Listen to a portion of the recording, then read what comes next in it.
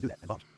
So the story there is the pressure from Israel in the lobby, coupled with the belief that you have a limited military option, may push him to do this. That would be the story on the other side. I think the biggest problem with that story has to do with the limited military option. I think the Iranians have made it clear that if we attack them, they're going to go full bore against us. They are coming back at us hard. And if they do that, we then have to counter-escalate. We can't launch a limited attack and then let the Iranians slam American bases in the Middle East and shut the Straits of Hormuz. I mean, once the Iranians have taken you up the escalation ladder that far, we really have to hit back hard, as do the Israelis. And then you're in a full-scale war, and you didn't achieve your goal of getting a limited war. So it looks like it's almost impossible to have that limited war. And I can tell a story where I think the Iranians would be fools to agree to let the United States or Israel, both of them, launch a limited attack and then do nothing. I think the Iranians should understand and do understand at this point that the only way to deal with the United States and Israel is you threaten to slam them. You threaten to make them pay a significant price if they start a war. Because if they get away with a limited attack, they'll come back again and try it once more. And if you're the Iranians, you want deterrence down the road. So I don't think the limited option is viable. And I would not be surprised if General King and his military advisors have told him that, we can use limited military force, but it'll escalate in all likelihood and we'll be in deep trouble then. So I think that just leaves pressure from Israel and the lobby as the main factor that is driving Trump to war. And what he does is just very hard to say. Although again, I think if you listen to the State of the Union address last night and you look at the overarching factors that inform this crisis, it does look, like he is beginning to back away. Why is it though that Israel would be the only country then wanting to have this war with Iran? Because surely they're seeing the same thing we are seeing. It would be a disaster for them if not only once back in June they have to walk this whole war back after Iran showed that they could essentially make Israelis and the Americans back off. If this happens again, and even after a larger war where the Iranians are able to roll the shot without paying for the Americans as well, this will be great for Israel in any way. And also, it's not going to be possible for Israel to say this will not. The Iranians, I think, have made clear enough and the Israel's not part of this. So even if this is a war we can't be controlled, the US doesn't have this escalation dominance in terms of deciding when the war starts, when it ends, how the war should be fought.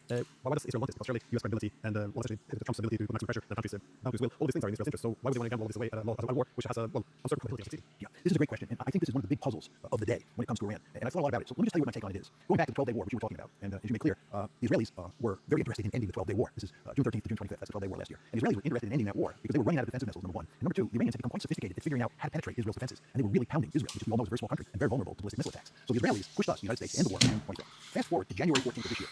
In the morning of January 14th, I remember very well, it was like President Trump was going to Israel. Excuse me, attack Iran. It looked like the bombers were loaded, so to speak. But what happened then was that President Trump decided not to attack. And one of the two reasons that he did not attack was Prime Minister Netanyahu asked him.